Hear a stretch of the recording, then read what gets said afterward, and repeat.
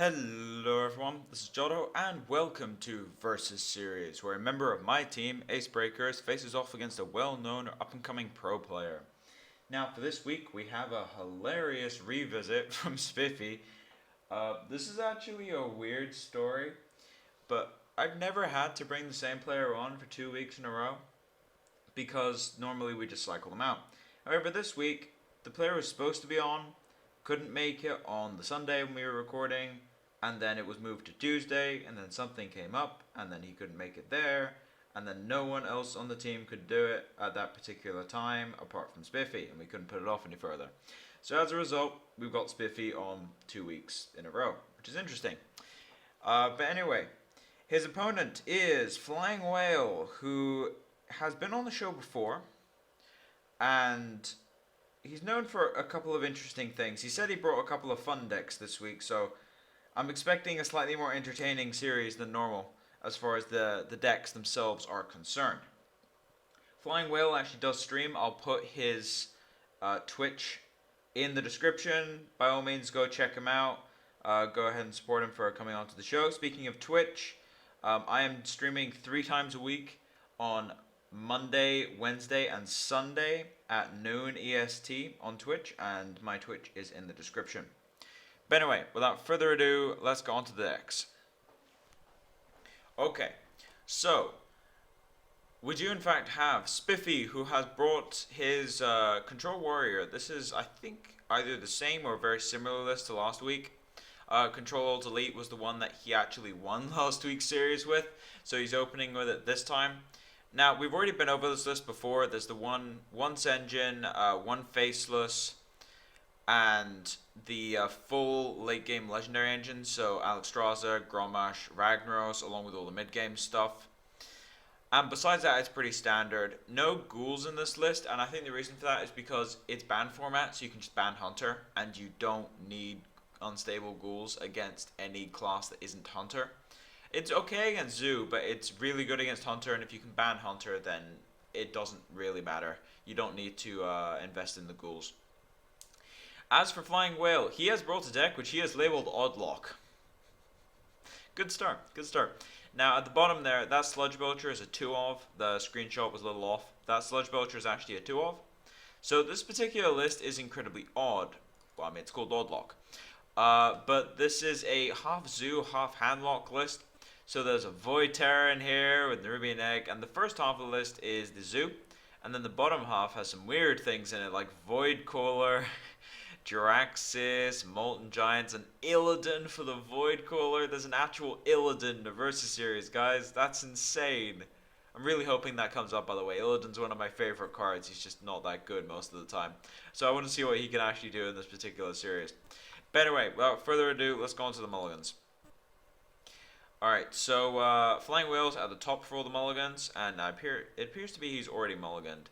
Now, Spiffy is debating what to mull here. I think keeping the Axe and the Shield Slam is fine, and the reason for it is simply because you want 1 for Handlock, 1 for Zoo, which in this case, it's both. Alright, so we got Flame Imp turn 1, good start. In response, we do have the Axe, though, and Death Spite is going to be very useful. Death Spite is one of the best, if not the best weapon in the game, and is a huge swing whenever you get it against aggro decks. I think we're probably going to see a life tap here, actually.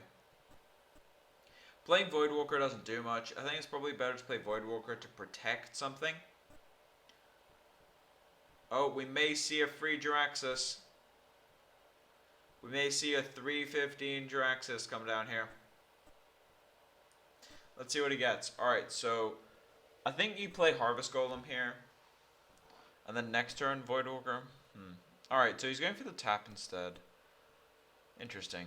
I guess in this particular situation, you're not exactly going to be getting Molten Giant set very easily. So often you want to be hurting yourself to get the cost down. We're definitely going to see a snap Void Caller here. Now, Void Caller only has 2 targets, and both of them are devastating.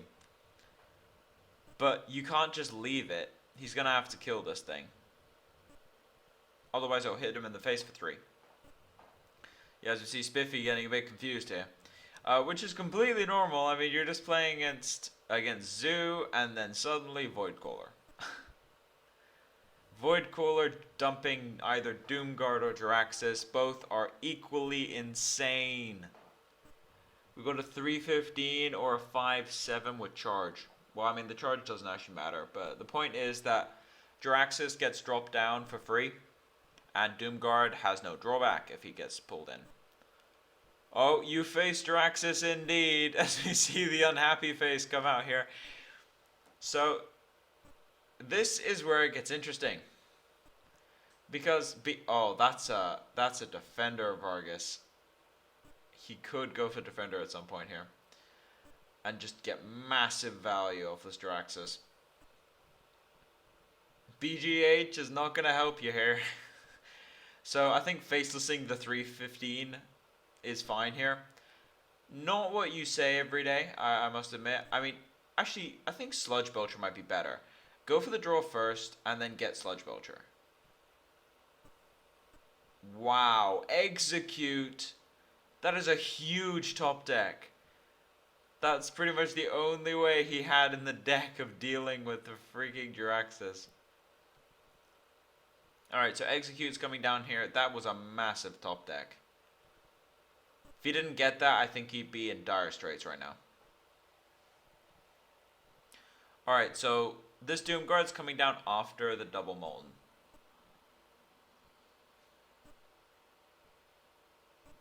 Oh, we've got Sludge Belcher Wars coming. And the Shield Slam. Yeah, I think that was correct. You almost ended turn there, but yeah, you definitely want to use the Shield Slam in that situation.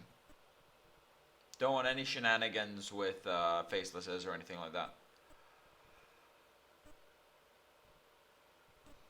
I think you tap here, definitely. You definitely tap, see what you get.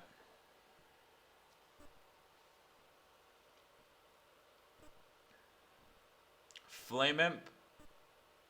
Alright, Doomguard. Discarding a Molten. That's kind of brutal. Although I think you really did need to play the Doomguard there. That's kind of brutal, discarding one of those. Although the Flame Imp actually is a straight up Innervate for this Molten, if you think about it. 1 mana and it generates 3. The question is, how do you deal with this? He could Faceless the Doomguard. But I think he wants to save Faceless. He doesn't know what he's playing against anymore. Because he's seen Sludge Belcher, Jiraxis. He could be playing against Moltens. So he doesn't really know what he's playing against. So I think you want to save the Faceless. We may just see an Axe. Yeah, Axe Armorsmith. I think this is correct. You don't know what you're playing against. It's too risky.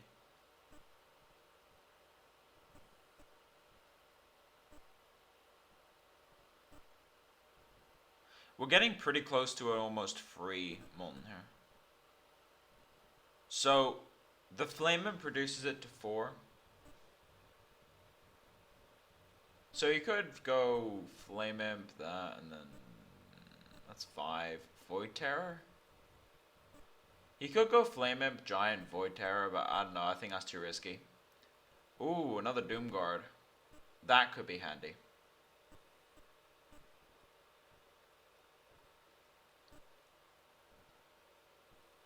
I would almost consider going for, like, Undertaker, Flame Imp, Defender. Or Shadow Flame, maybe. I think... Oh, this is super risky. He's so low on life right now. There's nothing to punish this, though. So we're going to see the classic Faceless Big Game Hunter. I would assume that this is a Faceless Big Game Hunter. I don't really see any other plays here. I mean, there's a couple other plays that are just weaker, in my opinion.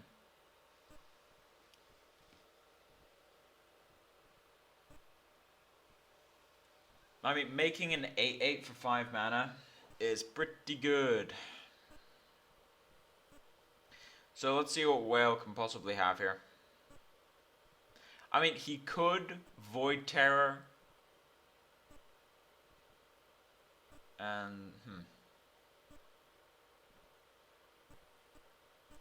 Void Terror would have 7 attack. It's not enough. What do I mean by that is you can't kill the Molten with a Shadow Flame. That's the problem.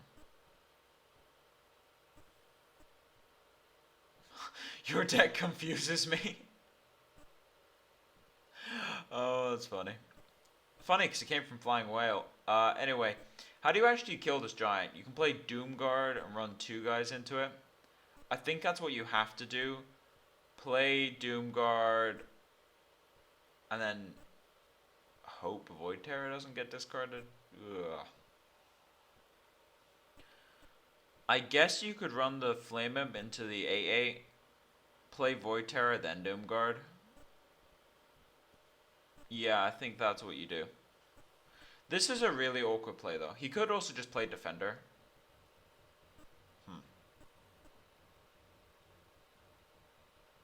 That was a super awkward play. Alright, so he's going for the Defender Doomguard. Going for the full clear, basically.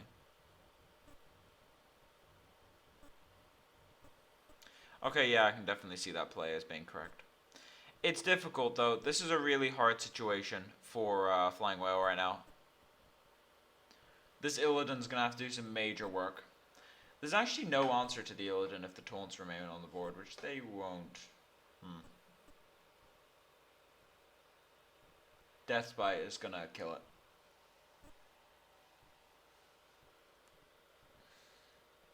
No way of dealing with the other ones. Alright, let's see what the top deck is. This could be potentially game-changing. Oh, wow. A taunt. That's huge. I would actually play Illidan, Voidwalker, and then just trade. I think you need to play the Illidan here. Sludge Belcher is technically quote-unquote safer, but I don't really see a way of winning if you play Sludge Belcher here. I think you need to play Illidan and Voidwalker, and then trade. Unfortunately for Flying Whale here... Oh, interesting. Oh yeah, actually, if Deathbite attacks... The problem is that this, by doing it this way, the Deathbite will just flat kill the Illidan. I think that was a mistake, personally.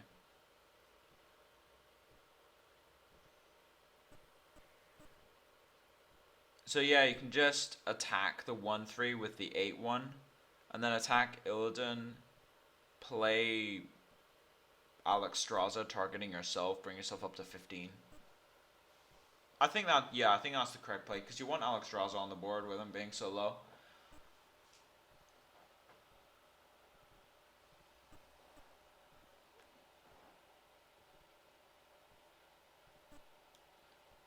Alright, so the Alexstrasza will heal for 2, but that's pretty much all it needs to do. The 8/8 is what's going to end the game here. There's no answer to this in the deck as far as I know. I don't think there's any Siphon Souls in this deck. Double Loot Hoarder? That's almost mocking. Interesting to see Loot Hoarder in this deck, although I can definitely see why, because you want to keep drawing into cards. Like, in Zoo, you don't need Loot Hoarder because all of your cards do roughly the same thing, but in Oddlock, I can definitely see it. It's a Death Rattle for Undertaker, and it also lets you dig through the control cards in the early game.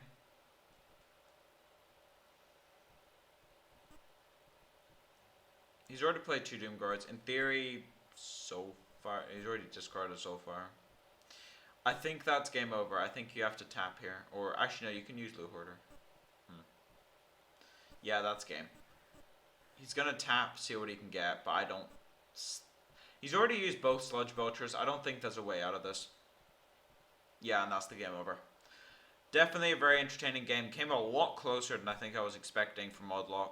That one execute on the Jiraxis, I think, is what turned the game around. If that Jiraxis hadn't died on that particular turn, I don't think that Spiffy could have won that game.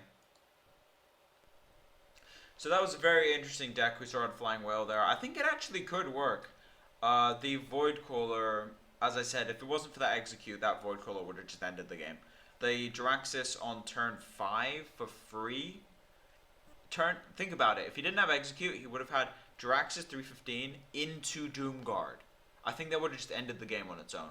So that was rather unfortunate for Flying Whale there that Spiffy did in fact top deck that execute. But anyway, so keeping with the weird and wonderful tradition, Whale has in fact brought up a, well, what I like to call a gush deck. This is actually, funnily enough, bit of history here. I've played against Flying Whale in a show match before, and I brought a deck that was very similar to this, and he banned it. He banned Mage. I was not happy. It was the same concept with the duplicates. I called it Gush.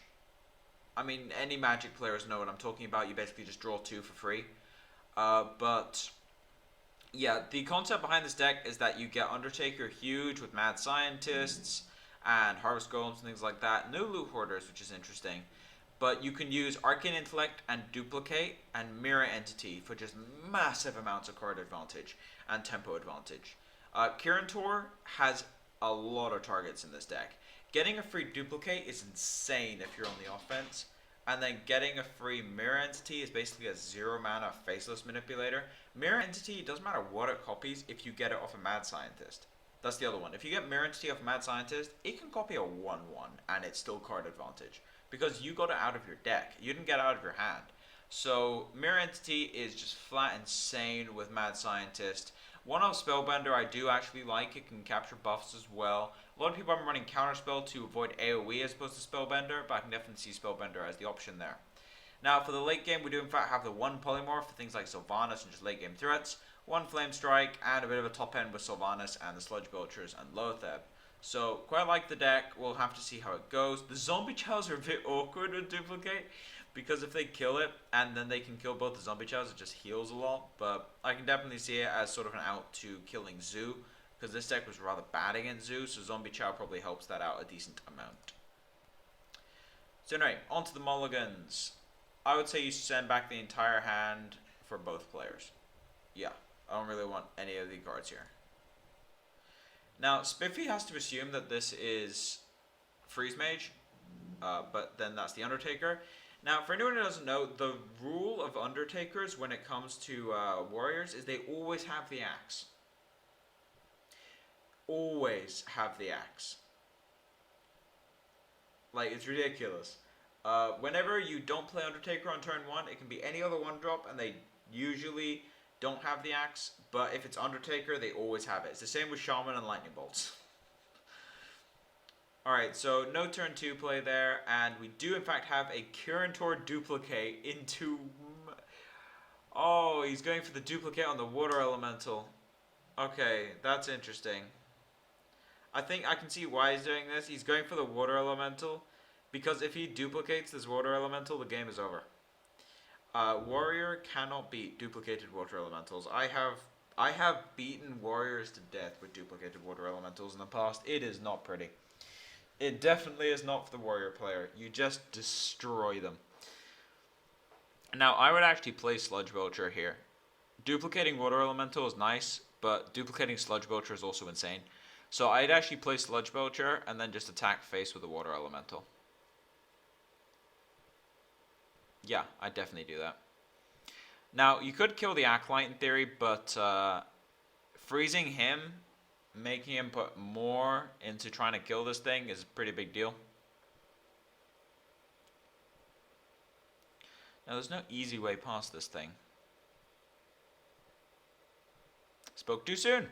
Alright, so the top deck there is Fireball. I think you do actually Fireball this thing, run the Sludge Belcher into it, and then attack his face with the Water Elemental again. I think that was a very good top deck there. The problem that Spiffy's going to have to face here is that this Duplicate is a looming threat. At the moment, he can't kill anything without it screwing him over. As yeah, we've got this Black Knight coming down, but he can't actually attack. He is going to get an extra draw out of Acolyte, which could be relevant. But yeah, this Duplicate is brutal. 2 more Sludge Belchers. Wow. Alright, so we're definitely going to see the Ooze trading. And I think we're going to see a Sludge Belcher come down here. And then probably a Frostbolt on the 4-5, maybe. Actually, no. I think Frostbolt the 4/5, run the 1/1 into the 4/5, play Sludge Belcher, and then attack face with a Water Elemental. I think that's correct, because Acolyte's going to draw a card anyway, so you might as well just put it in ping range. Interesting. I don't think I would have done it that way because of all the 1 damage stuff that Warrior has. Oh, got the Execute coming down here. Finally clears away the ice.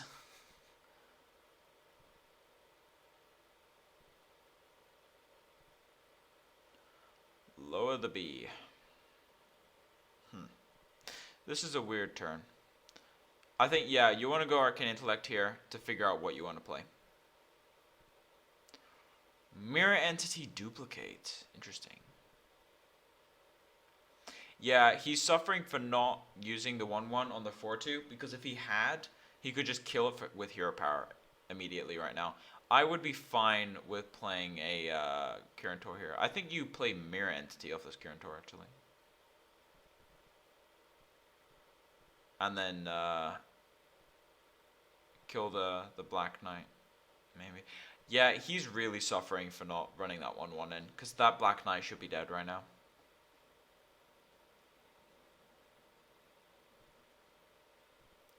Let's see if Spiffy forgets about Mirror Entity, because this has happened before. I have seen people just forget Mirror Entity exists. I don't think he's gonna fall for it, but we'll have to see.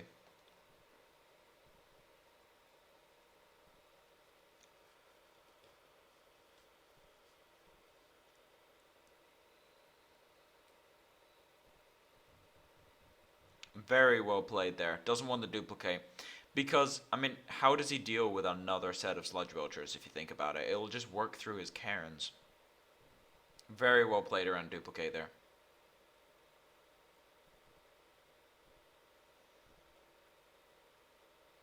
Alright, so that's Sludge Belcher number 2 down. Only 2 more to go in the deck.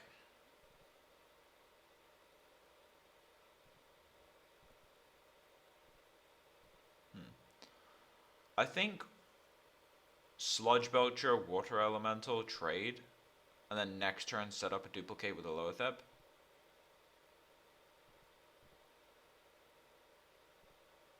I don't know, I think you may want to threaten the secret every turn. Yeah, going for the duplicate and then pinging face, or pinging, no, you ping the 4/4. You ping the 4/4 so that it can't just take out the Water Elemental without dying.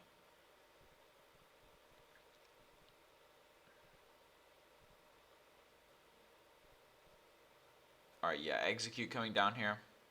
More Water Elementals.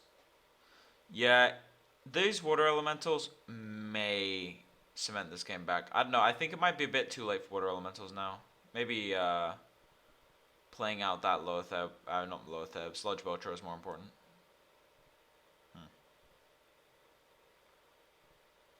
Question is, do you just go double Water Elemental Mad Scientist? I think you do. If you go double Water Elemental Mad Scientist, the next turn you can, you have to hope he doesn't have the Grommash combo though.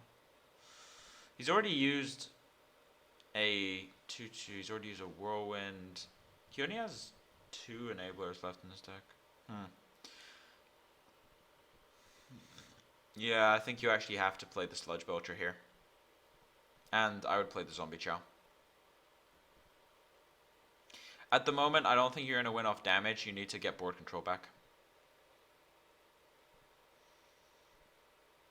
I would say that this is a perfect time for a Ragnaros. We could see a YOLO Rag. Will we see the YOLO Rag? We are in fact seeing a YOLO Rag. Now, if this was me, it would hit the face. Never ever hits minions when it's me.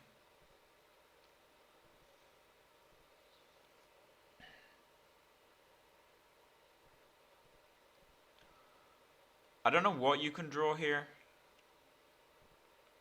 I think that might just be the end of the game. I don't know what you can draw here. Outside of, I don't know, Frost Nova Doomsayer. Yeah, Arcane Intellect into 2 cards not in his deck. I think that's the end of the game. Yeah, the mage deck can put on a lot of pressure if he gets it early, although I think that you do need to focus a bit more in the early game to beat warrior. The reason for it is you can't really burn warrior out because of all the armor. So over time, they can take a bunch of damage and they just stabilize, and then you pretty much lose. Alright, so that's Spellbender. He's pretty much trying to fake out the ice block here as his only chance of winning. But his opponent's not going to fall for this. He's just going to go for face. I should imagine.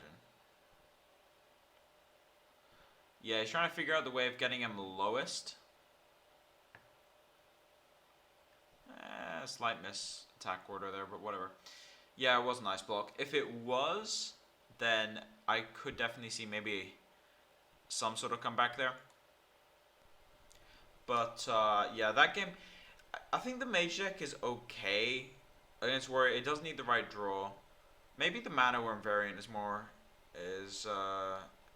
better against warrior. I'm talking about, because with mana worm you can actually hit very heavy, very fast with some spells, and you have all the one of the crazier openings you can get, when this will probably destroy warrior on its own if they don't have axe, that is, which is like mana worm, coin, Kirin Tor secret. That's just a crazy opening. You have a 3/3 and a 4/3 on turn 2, and you can just deal a bunch of damage heavy. Like mana worm is a heavy hitter, like really heavy hitter. It hits harder than Undertaker. It doesn't get the health buff as well, though, is the main point, and you need to play spells instead of minions. So that's why Undertaker is better, but Mana Worm does hit harder, that's for sure. Anyway, we do in fact have a almost Kolma-esque deck coming out of here. Again, double Sludge Poacher at the bottom, bit fadey. So this seems to be one of those decks where everyone just plays Control Warrior nowadays. But this particular deck is a aggro tempo deck, and it's playing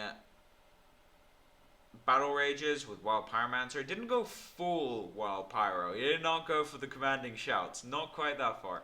Although I do want to see someone play Commanding Shouts in a successful deck at some point, because that card, while terrible, is cool. So anyway, Battle Rage is an interesting card. I've seen Battle Rage in Tempo Warrior before, and it draws a decent amount. It's a good draw engine, but you need the right kind of deck to do it. And there's a couple of interesting additions in here, like Warsong Commander. It's a bit of like Math Warrior mixed in with Tempo Warrior. So we'll have to see how it does. Generally, I mean, the reason he didn't bring it in last game is because Warrior's not that good. Like Tempo Warrior is pretty bad against Control Warrior, so he can win the last game, but it's going to be difficult. I can definitely say that. Alright, so on to mulligans. Yeah, I send back the Whirlwinds, assume it's Control. And there's a Falling Berserker here. I think I like this hand without the Execute. You just send back the Execute and then keep the rest.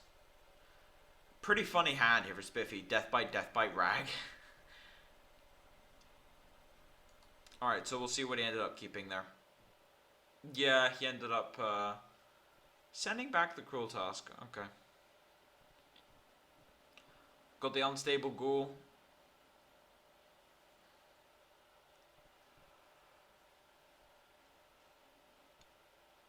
Now, this is the other rule of Warrior. If you play a 1 health minion, they always have Cruel Task. I've played a lot of Rush Hunter against Control Warrior, and they always have the Cruel Taskmaster when you open Necrono. It's kind of hilarious. Never the Axe, funnily enough.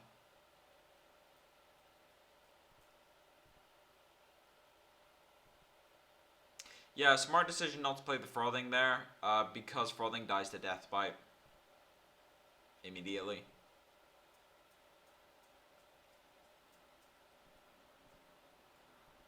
Question is, how far down the Math Warrior train are we going here? Because you do need to do extra damage from the beginning. I do like getting the Unstable Ghoul out here as soon as possible. Unstable Ghoul is so terrible in the mirror, it's ridiculous. It actually is actively bad in the mirror. It helps your opponent. Alright, Battle Rage off the top. Doesn't need a damaged minion though for this to break even. When I say break even, 2 mana for 2 cards is really good. 2 mana for 3 is super powerful. That's why Battle Rage is really good in certain tempo decks. Although it might be better in like the traditional Tempo Warrior with Double Armor Smith and yeah, Double Armor Smith and then No Frolings and Amani Berserkers and things like that. This particular turn is kind of weird. I don't really know what you can play here. I think you may just have to play Deathbite.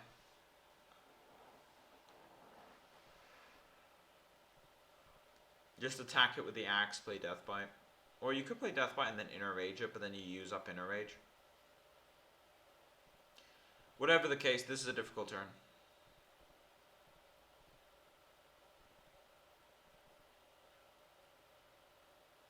Alright, so he's playing Deathbite here. Yeah, he is. Yeah, that was an awkward turn. You can't really fault someone for taking a long time when they have an awkward turn like that. Shield block Acolyte is, I think, the correct play there. You want more value out of Sylvanas if you can get it.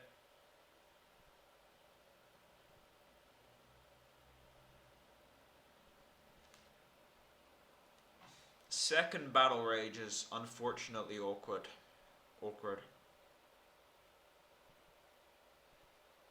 I mean, these do cycle for 2 mana, but it's not that efficient.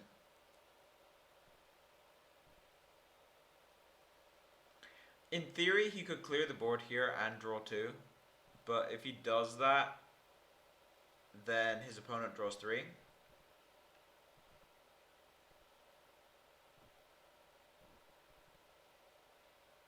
Alright, so he's just cycling a Battle Rage here.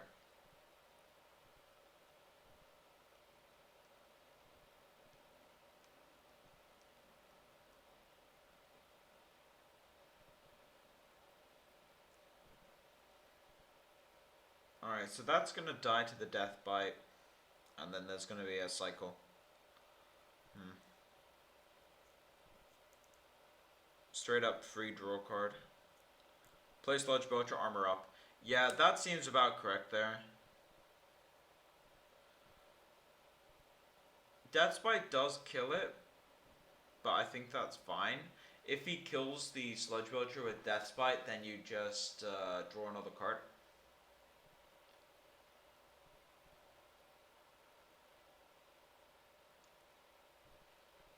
Whereas now the Execute's gonna kill this, maybe. The problem is you need to save Execute for the win conditions. If you don't execute the win conditions, then you have a very low chance of actually beating them. So you need to save Execute for the Rags and the Alexstraszes and things like that. Even the Baron Geddons if you have no other removal.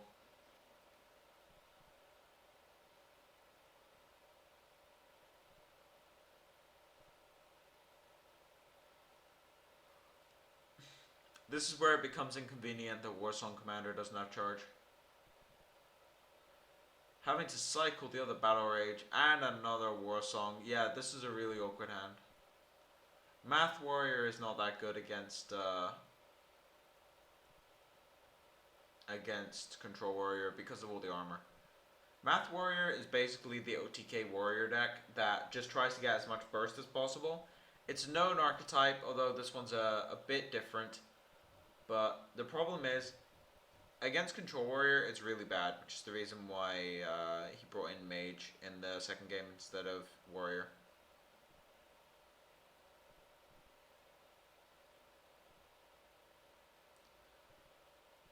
Yeah, Lotheb is pretty much the end of the game here. I don't know how he comes back from this. Because all of the spells cost more. So he doesn't really have the mana to do much right now. He could execute it, but if he executes it, then he just dies to Rag. But if he doesn't execute it, he's dead to Rag.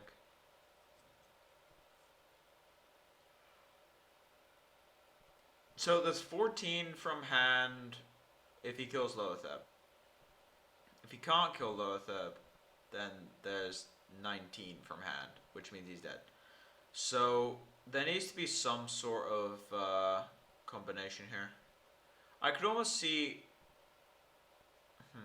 Actually, something I could see is Warsong Commander into Frothing into Cruel Taskmaster would clear out the Loatheb, leave 2 guys on the board.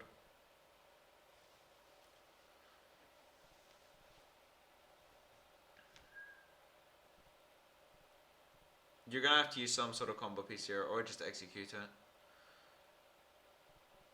He's so close to death right now.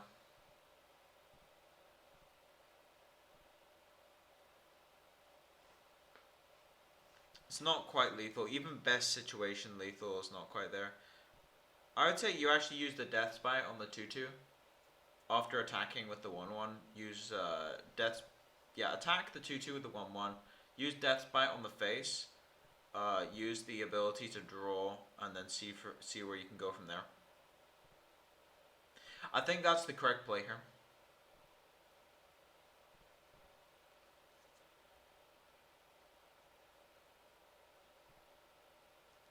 He's thinking about the Rag. I would definitely say Rag is probably the best play you can get.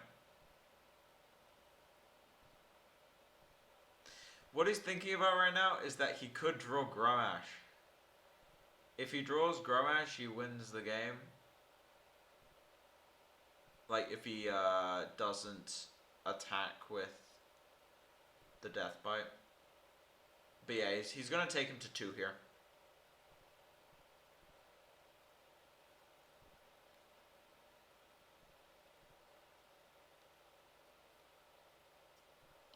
Alright, so there is an answer to this Ragnaros, which is Warsong Commander, Frothing Berserker, Cruel Task, and then Inner Rage will kill it. The problem is that if he does that, he can't win, but he can't win if he doesn't do it. This is why Control Warrior is really, really, really good against Math Warrior, because all these combo pieces sit in your hand, and they don't really do much until they get into lethal range, but they never get into lethal range. So he's having to use... He can't use his combo pieces, so instead he's using his Garrosh.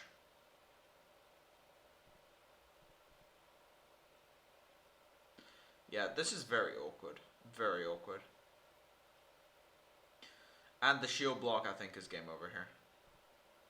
Even, I mean, he's gonna die most likely in the next couple turns, but even if it wasn't gonna end so quickly, just that straight 10 armor, 40 life is almost too much for that deck, I think.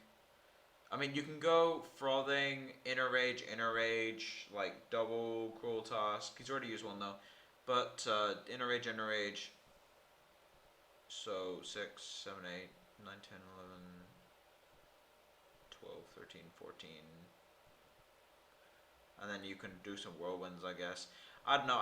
I know you can get up really high. I don't think you can get up to 40 though with only 1. You need 2. You need 2. You need some whirlwinds. You need wild pyromancers with the Inner Rages. So I don't really see a way out of this.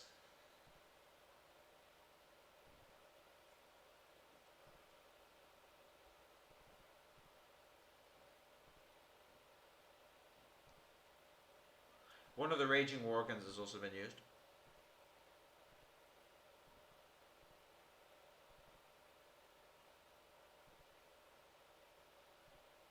So yeah, he's gonna have to use a combo piece here just to survive.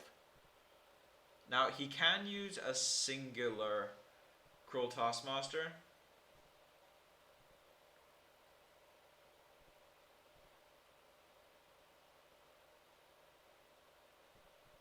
Odd. Didn't actually need to use the Inner Rage there. Oh, he ran out of time. He wanted to clear it completely. Oh. There's the Cruel Task for almost lethal. Are we gonna have the mocking? Oh, no, it's lethal with Faceless Manipulator. Faceless Manipulator on Warsong Commander, and then play Cruel Taskmaster for the win. Yeah, that works. That actually works. That's insane. There's lethal here. There is lethal. Actually, is there? No, he's one off. Even with it, he's one off. That's so unfortunate.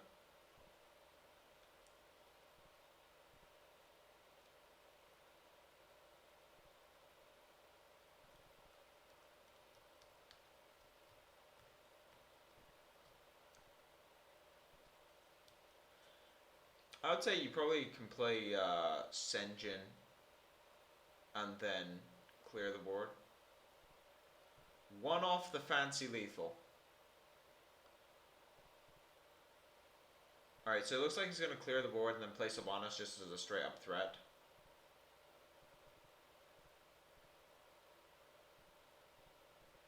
But yeah, this game is pretty much in the bag. He's already used the combo. He doesn't really have a way of winning from here. So I definitely say that Spiffy has got this game in the bag. As yeah, we don't see a way of actually winning from here. Even if he armors up, he loses. I mean, in theory, he could kill the Sylvanas.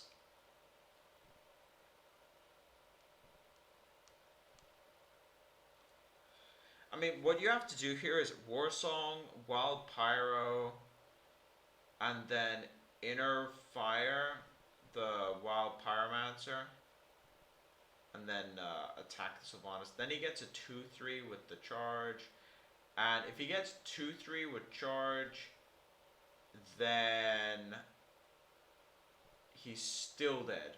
Okay, yeah, I don't think there's a way out of this. Now that I think about it, I don't think there's a way out of this. He has to get really lucky. Black Knight, Wild Pyro, Inner Rage. Hope he steals Wild Pyro. And then he's still dead? No, he can armor up. Yeah, there's one way of winning. Not winning. Not losing, I guess. One way of not dying.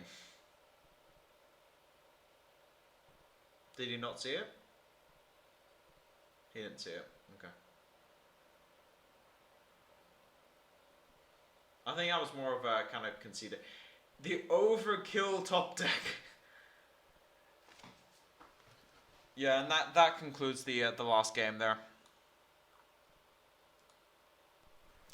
Alright, so we did actually see a 3-0 there.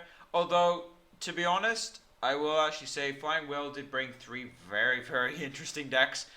The Math Warrior one I did not expect to see, although I have seen a couple people playing it. It's really bad against Control Warrior though, so it's unfortunate that had to come out in that matchup. The Secrets Mage one was interesting. I think that has popped up a few times. It's a very interesting deck, and Oddlock is always fun to watch. Very confusing. I think he actually probably should have won that first game, but as I said, the execute completely threw off the game tempo, and if the execute wasn't there, he would have won the game. So we may have seen sort of a full series there, but that execute decided the entire series. If you really think about it that way, that execute in game 1 defined the entire series. But anyway, thank you for watching. If you like the content, please subscribe. If you have any feedback, put it in the comment section below. If you want to check out Flying Whale's stream and watch more interesting decks, I guess, then I'll put that in the description. But as for now, it's just been Jotto, signing off.